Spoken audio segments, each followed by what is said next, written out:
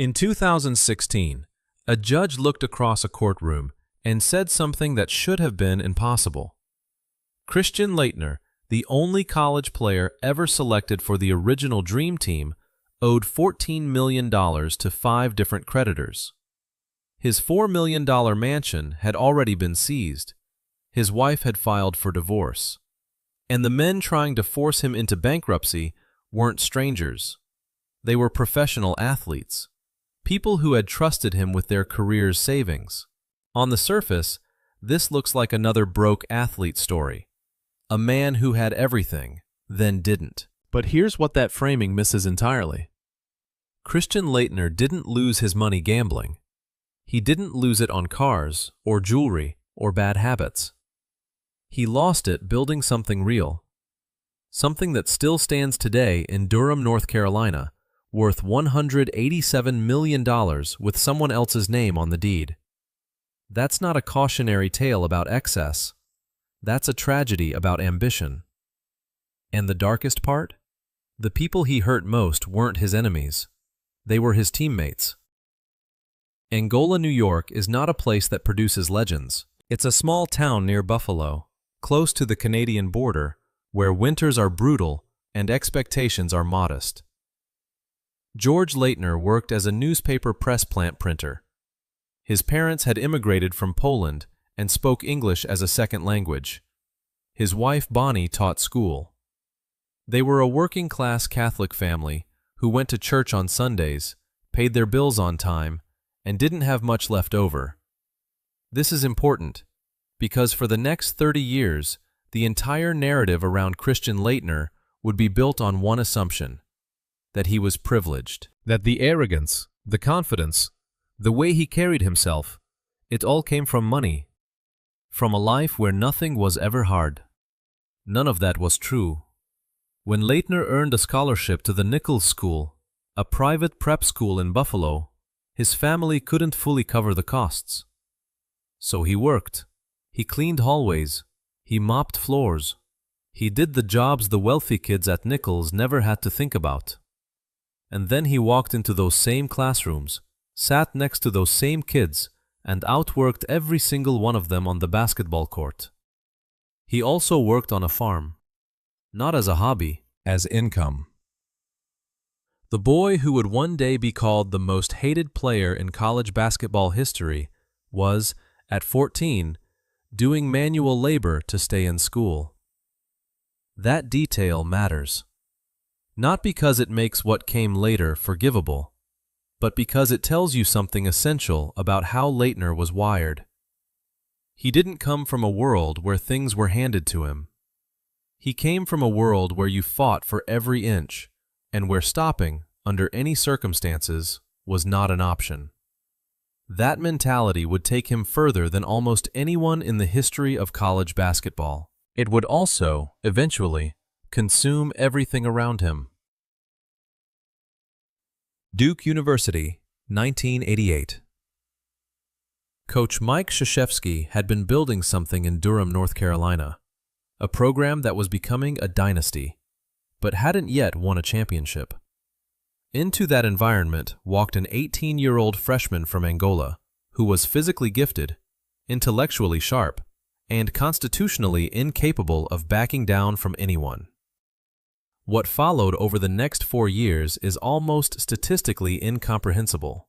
4 consecutive Final Fours, 2 national championships, an NCAA tournament record that still stands today, and a moment in the 1992 East Regional Final against Kentucky that became the single most replayed play in college basketball history.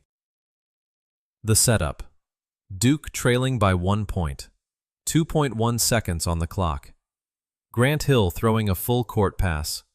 Laettner catching it at the top of the key. 1 dribble. A turn. An 18-foot turnaround jumper. Perfect. 10 for 10 from the field that game. 10 for 10 from the free throw line. 31 points with 0 misses. But here's what people remember just as clearly as the shot itself. Earlier in that same game, Laettner had stepped on the chest of Kentucky's Aminu Timberlake, a player lying on the floor. It earned him a technical foul. By every right, it should have earned him an ejection. The referees let him stay, and he hit the shot that broke Kentucky's heart. The hatred that followed was immediate and, for many people, permanent. But examine that moment without the emotion. A player who should have been ejected wasn't, won the game anyway. It didn't feel fair. It didn't look fair.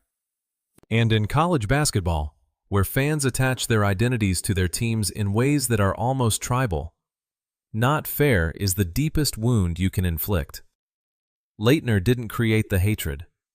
The hatred was a logical response to watching a guy who played on the edge physically, emotionally, competitively, and kept getting rewarded for it.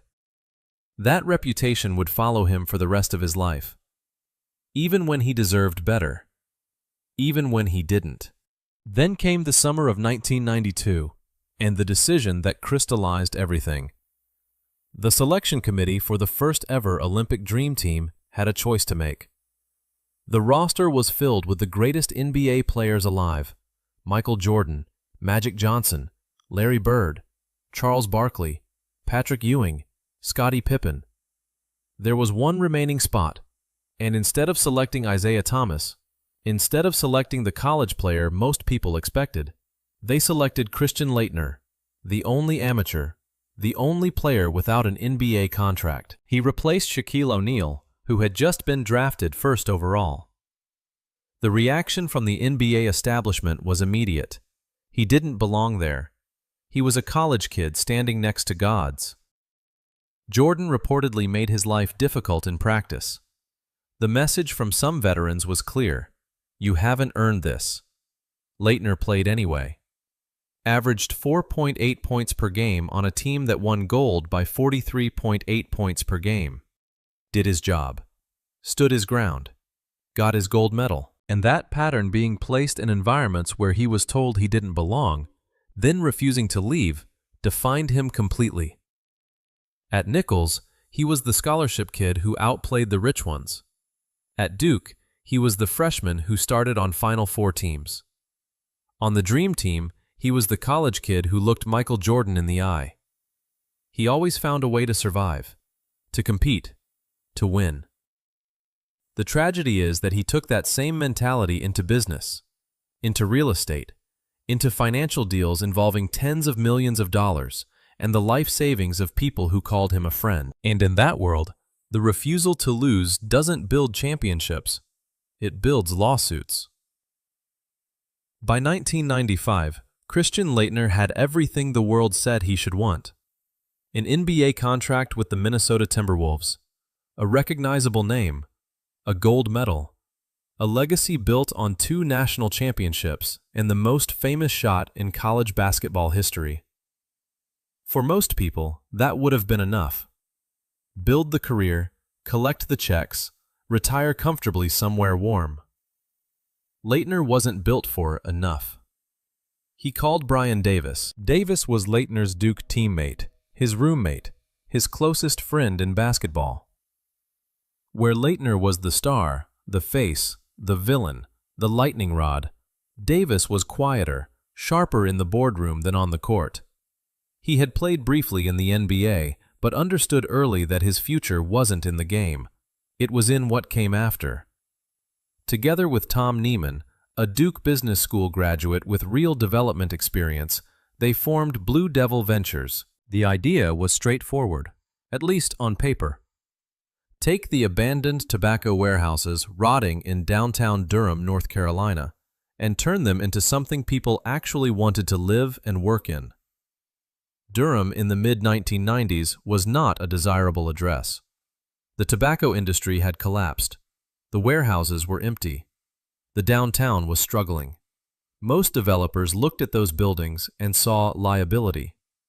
Laettner and Davis looked at them and saw opportunity. They weren't wrong. Using historical tax credits, HUD funding, and private investment, Blue Devil Ventures converted 5 old tobacco warehouses into what became known as West Village 241 residential units, 36,000 square feet of commercial space, restaurants, offices, the kind of mixed-use development that urban planners dream about. It anchored a revival that transformed downtown Durham into one of the most desirable neighborhoods in the Research Triangle. West Village Phase 1 was, by any honest measure, a genuine success. The buildings filled up, the commercial spaces leased, the neighborhood came alive. Here were two former Duke basketball players doing something that most athletes never attempt, building something tangible, something that employed people, something that improved a city. The local press celebrated them. Durham embraced them. The story was clean and inspiring. But even in the middle of that success, the first cracks were forming. Not in the buildings, in the relationships. Success in real estate requires patience. It requires managing investors carefully, communicating clearly, delivering on timelines. These are not the same skills that win basketball games. On the court, Laettner had spent his entire life operating in 2-minute drills, fourth-quarter moments, 2.1-second windows. The decision is immediate. The result is immediate. You win or you lose right now. Real estate doesn't work that way. Money goes in. Years pass. Returns are slow, conditional, dependent on markets and interest rates and municipal approvals and 100 variables that have nothing to do with how hard you compete. Laettner understood ambition. What he was still learning, slowly, expensively, was the difference between vision and execution. By 2005, the vision expanded dramatically. West Village Phase 1 had worked. So Davis and Laettner decided to double down. In December of that year, Blue Devil Ventures purchased 7 additional buildings in Durham, a $160 million project that would extend the West Village concept further, transforming more of the old industrial district into the kind of living, breathing urban neighborhood that cities across America were desperately trying to create. The numbers were staggering. The ambition was real. The capital requirements were enormous. To fill that gap, they started raising money. And because Laettner's name still carried weight, because he was still one of the most recognizable figures in college basketball history, people listened. Professional athletes listened. Former colleagues listened. People who had watched him hit impossible shots in impossible moments and decided that if anyone could pull off something this ambitious, it was probably him. That judgment wasn't irrational. It just didn't account for what was about to happen to the economy. But before the economy collapsed, there was Memphis. In October 2006, Laettner and Davis announced something that captured every sports page in the country. They were attempting to purchase 70% of the Memphis Grizzlies. The price? Hundreds of millions of dollars. The plan? Laettner would return to professional basketball as both owner and player. To help finance the bid, they turned to someone who trusted Laettner completely, Scottie Pippen. The same Scottie Pippen who had stood beside Laettner at the 1992 Barcelona Olympics, who had been his teammate on the greatest basketball team ever assembled. Pippen invested. Others invested. The group believed in the vision. The deal collapsed. Insufficient funding. The bid fell apart before it ever reached the finish line. And when it did, Pippen's money, along with the money of others, didn't come back. This was not a small problem. This was Scottie Pippen, a Hall of Famer, a man who had trusted Laettner not as a financial stranger, but as someone he'd shared a locker room with, a gold medal podium with, a chapter of basketball history with. Pippen sued. The lawsuit sought $30 million. A judge eventually ruled that Laettner and Davis owed Pippen $2.55 million. At that point, a reasonable person might have stopped, reassessed, pulled back. Laettner did not stop. He still had the Durham project. He still had the vision. He still had the absolute, unshakable belief, the same belief that had carried him from a janitor's closet in Buffalo to the Dream Team that if he just competed hard enough and long enough, he would find a way to win. What he couldn't see yet was that the game had fundamentally changed, and nobody around him was willing to tell him. Let's be precise about something before we go further. Because when this story gets told in courtrooms, in newspaper headlines, in the kind of sports media that reduces complex financial disasters to simple moral verdicts, it tends to get told one of two ways. Either Laettner was a con man, deliberately defrauding trusting athletes out of their savings, or he was simply reckless, a jock who thought he could play businessman and got humiliated by the real world. Both versions are wrong. What actually happened was more complicated, and in some ways, more damning than either narrative. What happened was a man who genuinely believed in what he was building, who kept raising money against assets that were real but illiquid, who expanded into markets he didn't understand without the infrastructure to manage them, and who, when the entire architecture began to shake, responded the only way he knew how, by pushing harder. The lawsuits didn't arrive all at once. They came in a sequence, one, then another, like cracks spreading across a wall that everyone could see, but nobody wanted to call structural. The first major signal came from Sean Merriman. Merriman was an NFL linebacker, a four-time Pro Bowler at his peak. He had invested in Laettner and Davis's real estate operations, not as a passive stranger, but as someone who believed in the people behind the project. The investment went bad. The money didn't come back. Merriman took it to federal court. A judge ruled that Laettner and Davis owed him $3.7 million. At the time, this was reported as a setback, a bad deal. The kind of thing that happens in real estate when timing goes wrong. What it actually was in retrospect was a warning flare. Then came Johnny Dawkins. This one is harder to explain away, because Dawkins wasn't just any investor. He was a former Duke captain, a man who had played in the same program under the same coach, who had watched Laettner become a legend from the inside. In November 2006, his company, J.D. Holdings, loaned Blue Devil Ventures $500,000 to develop property in Baltimore.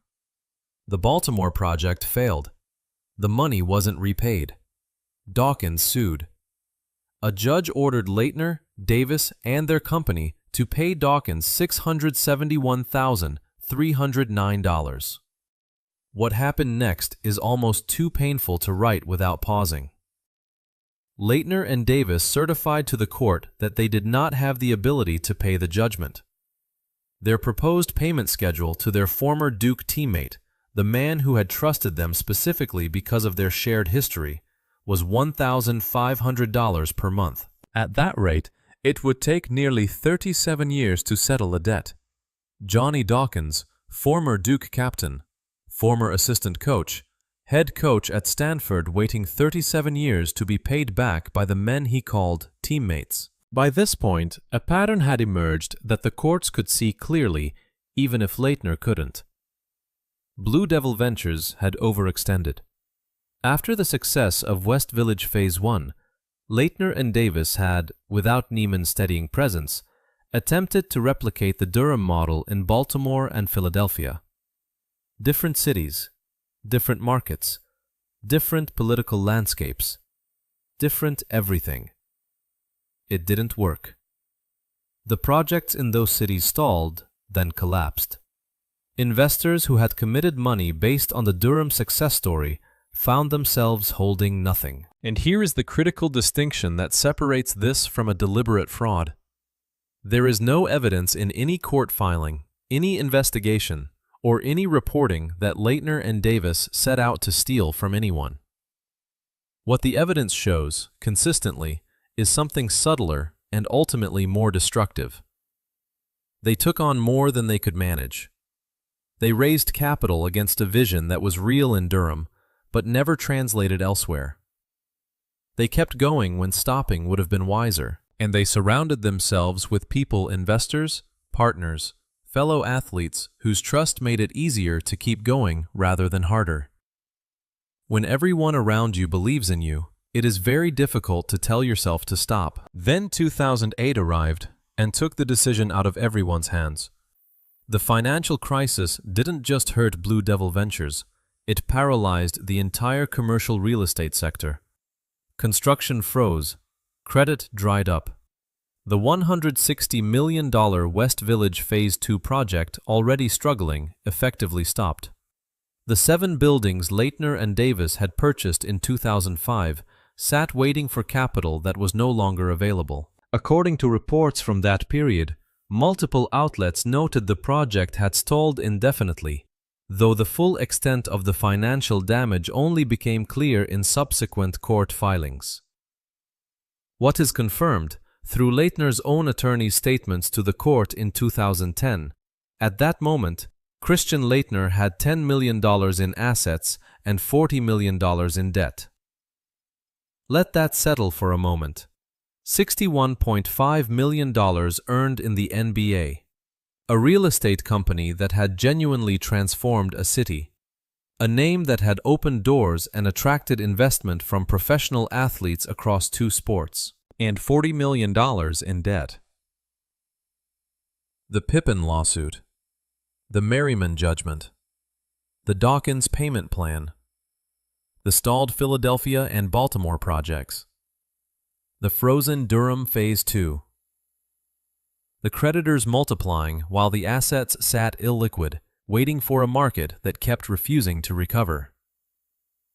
By any rational assessment, this was the moment to stop fighting and start surrendering, to file for bankruptcy, restructure, accept the loss, and protect what remained.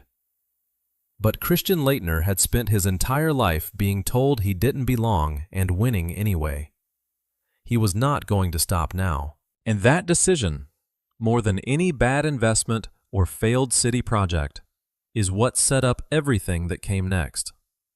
Because what came next wasn't a market problem or a recession problem. It was a decision. A deliberate, calculated, legally consequential decision, made by a man who had run out of options and chose the one that would cost everyone around him the most. Act 4. Suing your own company. To understand what happened next, you need to understand the structure of Blue Devil Ventures. It wasn't one company. It was a web of interconnected entities, Blue Devil Ventures, BDV3, Fuller Street Developments, and others, each created for specific phases of specific projects, each with its own investors, its own promissory notes, its own obligations. This kind of structure is common in real estate development. It's designed to compartmentalize risk, to protect one project from the failures of another.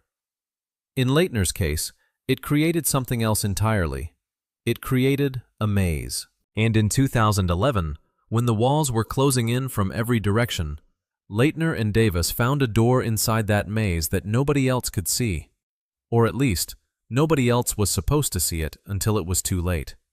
By 2011, West Village Phase 1, the original project, the one that had actually worked, was the last real asset left. Phase 2 was frozen. Baltimore was gone. Philadelphia was gone. The Grizzlies bid was a memory and a judgment. The creditors were multiplying, and the men who had built West Village were quietly beginning to sell it off, piece by piece, to whoever would buy. This is when Tom Neiman, the third founder, the Duke Business School graduate who had been there from the beginning, found himself in an uncomfortable position. Neiman had been the operational spine of Blue Devil Ventures from the start. Where Laettner and Davis brought the name and the vision, Neiman brought the competence, the knowledge of tax credits, HUD financing, municipal relationships, the unglamorous machinery that makes a development project actually work. West Village Phase 1 succeeded, in no small part, because Neiman knew what he was doing. He had also, according to subsequent court filings, watched the Phase 2 ambitions expand well beyond what the underlying financials could support. he had concerns. He raised them. Then, in 2012, he was removed. Davis, Laettner, and a partner named Britton voted to remove Neiman as manager of BDV3, the entity controlling Phase 2. The vote was legal. The structure allowed it. Neiman was out. What happened immediately afterward is where this story crosses a line that no business school case study would recommend. With Neiman gone, and with Davis, Laettner, and Britton now in control of BDV3, Laettner and Britton did something that their own former partner would later describe in court documents as self-dealing and collusion. They sued BDV3, their own company, the company they had just taken full control of. Laettner filed a lawsuit claiming BDV3 owed him money on loans he had previously made to the entity. Britton filed a similar claim. And here is the detail that makes the whole structure collapse into something much darker than bad business judgment. Davis, BDV3's manager, Laettner's closest friend since Duke. The man who had shared a dormitory room with him, built a company with him, stood beside him through every previous disaster, chose not to oppose the lawsuits.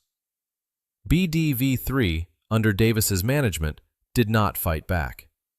A company that had legitimate assets, a $6.5 million promissory note, and an $11.8 million promissory note from affiliate entities, simply declined to defend itself against the men who controlled it from the outside while managing it from the inside. The court entered judgment in Laettner's favor, $10 million. Britton received $1.5 million. And according to Neiman Capital's subsequent lawsuit, the practical effect of those judgments was to do exactly one thing: wipe out any realistic chance that the other investors, the people who had put real money into BDV3, expecting real returns, would ever see a dollar back. What is confirmed through court documents filed by Neiman Capital in Durham County Superior Court. The lawsuit alleged that the promissory note Davis executed on behalf of BDV III, the so-called Laettner note, valued at $9 million, had no record of BDV III ever actually receiving it, meaning the debt the lawsuit was based on may not have reflected a real obligation at all. The lawsuit alleged that the judgments were entered into as a result of collusion of interested managers and Davis, who has extensive personal ties with Laettner since they played together on Duke University's varsity basketball team. The lawsuit alleged that the Laettner and Britton judgments do not reflect an actual debt owed by BDV3. What the documents never specified, and what remains unresolved in the public record, is precisely how much Laettner personally directed versus how much emerged from a structure that had been allowed through neglect, desperation, or design to collapse inward on itself. But here is what cannot be disputed. The investors lost their capital. Neiman, the man who had built the operational foundation of West Village, lost his position and his return. And Laettner walked out with a $10 million judgment from a company he had helped create, populated with investors he had personally recruited, managed by a man who had been his best friend since college. The outside world was catching up fast. In 2015, the house in Ponte Vedra Beach, Florida, a $4 million property outside Jacksonville where Laettner had been living with his wife and 3 children, was foreclosed on. Not sold under pressure. Not sold at a loss. Foreclosed. The man who had earned $61.5 million playing basketball, who had built a company that transformed a city, who had stood on an Olympic podium with the greatest players who ever lived, lost his house to a bank. Shortly after, his wife filed for divorce. And then came 2016. 5 creditors. 5 separate lawsuits that had been grinding through courts in North Carolina, Florida, and Maryland for years. 5 groups of people who had trusted Laettner with their money and received nothing back but legal fees and broken promises. They had had enough. In June 2016, those 5 creditors filed papers to force Christian Laettner into involuntary Chapter 7 bankruptcy, the most severe form, the one where a trustee liquidates your assets and distributes them to whoever you owe, in whatever order the court decides. The list of what they were owed: NSA-SP number 3, LLC, $7, $32 million. Jonathan Stewart, Carolina Panthers running back, $3.62 million. D&F DCU, $1.38 million. Ernest Sims, former NFL linebacker, $1.48 million. Park Lane IBS, LLC, $236,192. Total, over $14 million. These weren't Wall Street institutions.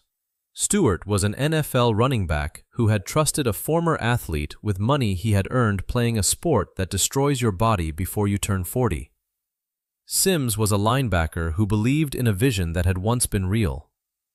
They weren't wrong to believe in it. That's what makes this so difficult to reduce to a simple verdict. West Village existed. It worked. It was real. The vision that Laettner had sold them was not fiction. It was a genuine development that would eventually sell for $187 million. They just never saw a dollar of it. The morning the bankruptcy filing made the news, ESPN ran it alongside his career highlights. The same footage they always used: Grant Hill's pass arcing across the court, Laettner catching it, the dribble, the turn, the shot. Perfect form, perfect execution, not a single wasted movement. The same man. The same absolute certainty that he would find a way to win. Except this time, the clock had already hit 0, and the people standing on the wrong end of it weren't Kentucky fans. They were his teammates. February 2016. While the bankruptcy proceedings were still months away, something happened in Durham that almost nobody connected to Laettner's story at the time. West Village sold. Not for the $160 million that Laettner and Davis had originally dreamed about in 2005. Not under their ownership. Not with their names on the deed. The company that had purchased the project from Blue Devil Ventures, after years of Laettner and Davis selling off pieces to survive, closed a deal with an Ohio-based real estate firm. The final sale price? $187 million. The commercial spaces were at 100% occupancy. The residential units were running at roughly 95% year-round. The abandoned tobacco warehouses that nobody wanted in the mid-1990s. The buildings that Laettner and Davis had looked at and seen something everyone else missed. They had become exactly what the vision promised: a thriving, self-sustaining urban neighborhood in the heart of Durham, worth $187 million, with someone else's name on the paperwork. Laettner's share of the proceeds through his remaining interest in Fuller Street Developments, one of the successor entities, came to approximately $10 million. On the surface, that sounds like a lifeline. And it was.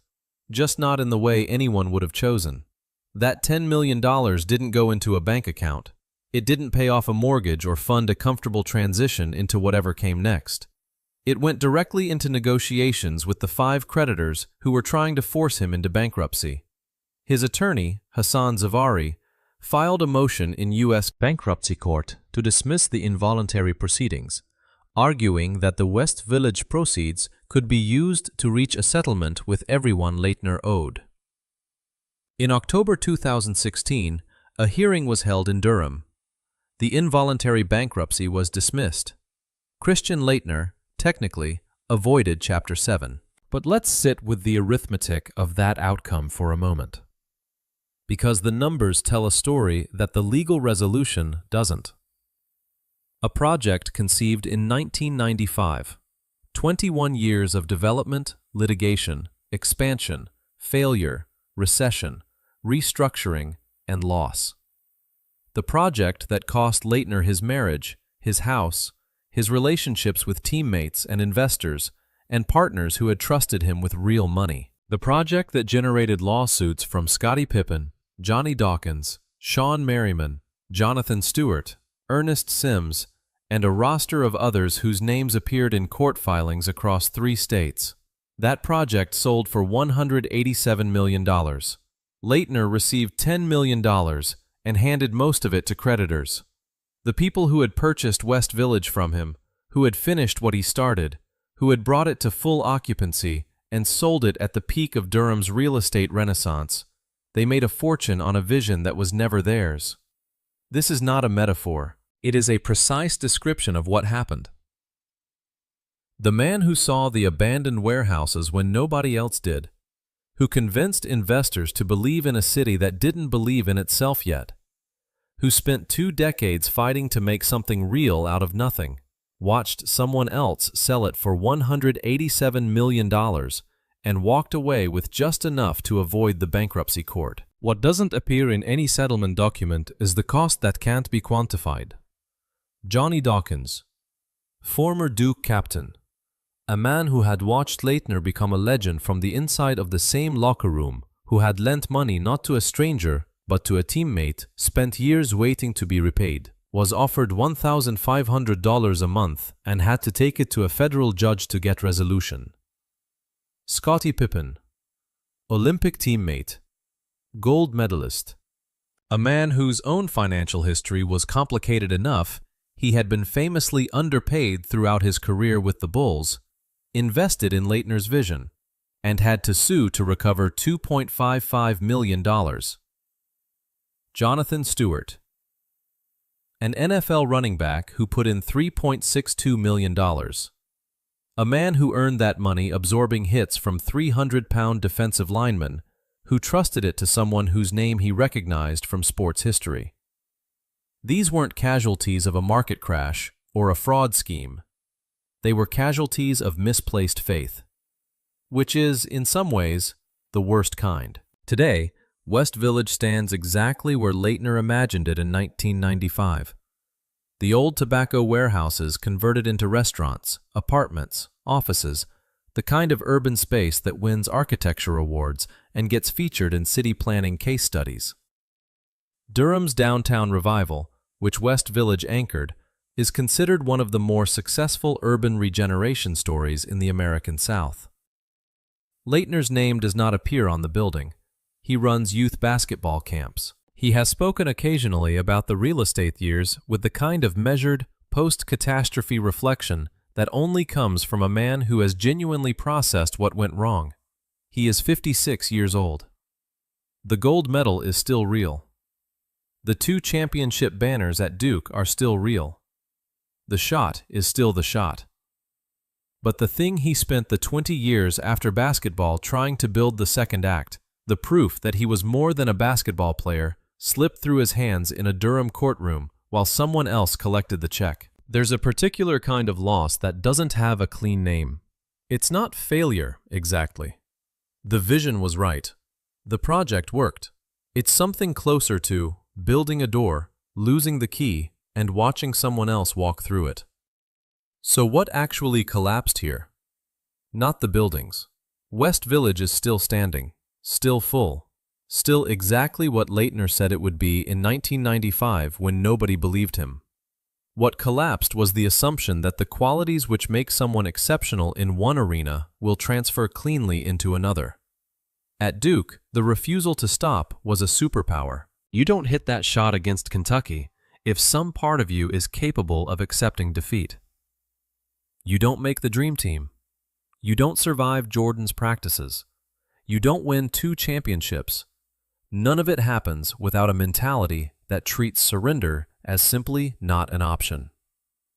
That same mentality, applied to a real estate empire with other people's money, becomes something else entirely.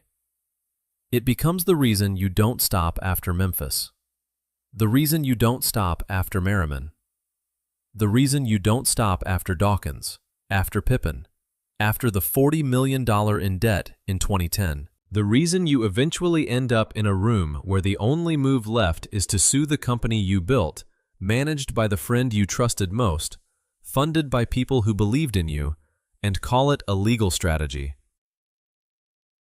Christian Laettner was never stupid. He was never malicious. He was exactly what he had always been, a man constitutionally incapable of believing that he wouldn't find a way to win. In basketball, that's a gift. In the real world, it's a liability that compounds interest. He grew up mopping floors to stay in a school where he didn't belong. He spent his whole life proving he deserved to be in rooms that told him he didn't. The tragedy isn't that he lost. The tragedy is that he never learned there were rooms where the right move was to walk away.